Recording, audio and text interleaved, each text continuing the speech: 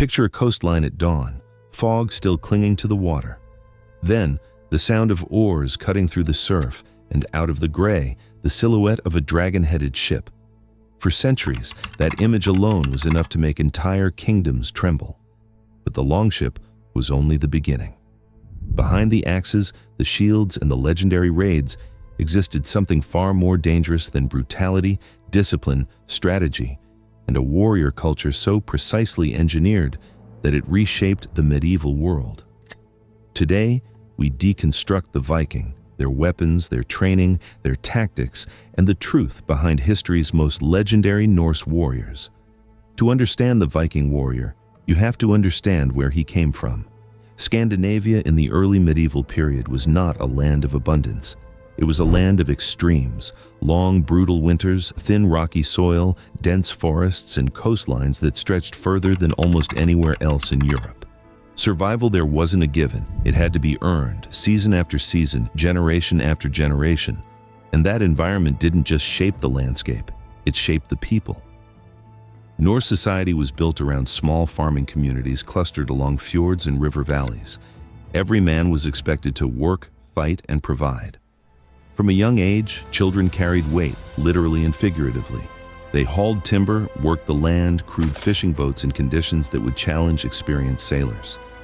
By the time a Norse boy reached his teenage years, he had already developed the kind of physical endurance and practical toughness that most men in wealthier, more comfortable parts of Europe would never need. That wasn't training.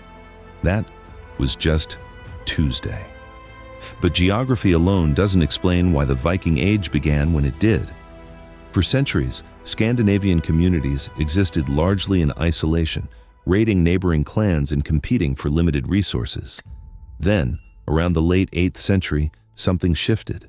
Populations grew, land became scarcer, political pressure mounted within chiefdoms competing for dominance, and critically, the technology of the longship had matured to a point where the open ocean was no longer a barrier. It was a highway. Suddenly, the coastlines of England, Ireland, Francia, and beyond weren't distant and unreachable. They were a sail away. And those coastlines, lined with wealthy monasteries and undefended trading towns, were full of everything Scandinavia lacked.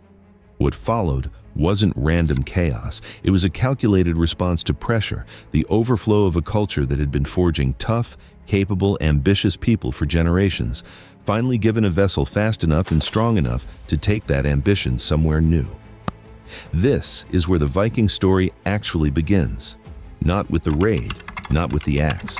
It begins with a people whose entire way of life, the farming, the fishing, the brutal winters, the clan rivalries, the seafaring, had already turned them into something formidable long before they ever set foot on a foreign shore.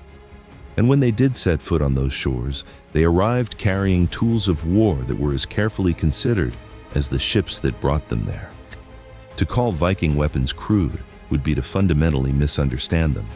These were not improvised instruments of violence. They were the product of generations of craftsmanship, practical battlefield experience, and a culture that placed enormous value on the quality of a warrior's kit. The weapon most people associate with the Vikings is the axe, and for good reason. The Dane axe, that long, hafted, broad-bladed weapon that could reach well over a meter in length, was one of the most devastating tools on any medieval battlefield. Its reach gave the warrior holding it a significant advantage over a swordsman in open combat. Its wide blade could generate enough force to split shields, cleave through chainmail, and drop an opponent in a single blow. Elite Viking warriors, particularly the Huskarls who formed the professional fighting corps of Norse armies, favored the Dane axe precisely because it rewarded aggression and punished hesitation. In the right hands, it turned a gap in the enemy line into a catastrophe. But the axe was not the only weapon in a Viking's arsenal, and in many ways, it wasn't even the most common. The spear was. Most Norse warriors carried a spear as their primary weapon, and with good reason. Spears were cheaper to produce than swords, lighter to carry than a Dane axe, and devastatingly effective in the kind of tight formation fighting that Vikings regularly engaged in. A well-thrown spear at close range could punch through a shield. In the press of a shield wall, a spear's length kept the enemy at a distance while the man behind it stayed relatively protected. It was the weapon of the practical fighter, not glamorous but brutally efficient. Then there was the Viking sword. If the axe was the weapon of power and the spear the weapon of practicality, the sword was the weapon of status. A well-made Viking sword was extraordinarily expensive, the result of skilled ironwork, careful folding and tempering of the blade, and often decorative inlay on the hilt that signaled the wealth and standing of its owner. Owning a sword meant something. It told the world and your enemies that you were not a common farmer who had picked up a weapon. You were a warrior who had earned the right to carry one. The bearded axe sat somewhere between the Dane axe and the everyday tool. Shorter, lighter, and more versatile than its long-hafted cousin, it got its name from the distinctive downward extension of the blade that hooked lower edge that gave a Viking fighter options no other weapon could match. In the middle of a fight, you could use it to hook the top rim of an enemy's shield and wrench it downward, exposing the man behind it for a killing blow. You could trap a weapon arm. You could pull a man off balance. It was a weapon that rewarded intelligence and opportunism just as much as raw strength. Rounding out the arsenal was the sayax, a single-edged knife carried by virtually every Norseman, warrior or not. In daily life, it was a tool for everything from butchering game to cutting rope. In battle, it was the last resort, the weapon you reached for when everything else had gone wrong, when the fight had collapsed into something desperate and close. Small enough to draw in a clinch, heavy enough to do real damage, the sayax was the constant companion that never left a Viking's side. But weapons alone do not win battles. The way those weapons were used, the formations, the tactics, the psychological pressure applied before a single blade was drawn, was where Viking warfare became something genuinely sophisticated. And at the center of it all was a structure that most people know by name, but few truly understand: the shield wall. The shield wall was not a Viking invention, but the Vikings refined it, drilled it, and used it with a discipline that belied their reputation for wild, undisciplined savagery. Warriors locked their round shields together, edge to edge, forming a wall of overlapping wood and iron that was extraordinarily difficult to break through head-on. The men behind the front rank pressed forward, adding weight and momentum, while spears reached over shoulders to threaten anyone who got close. Holding your position in that wall wasn't just a tactical decision, it was a matter of honor. Breaking and running didn't just cost the battle, it cost you everything: your reputation, your standing, your name. What made Viking tactics truly dangerous, though, was their willingness to abandon the wall when the moment demanded it.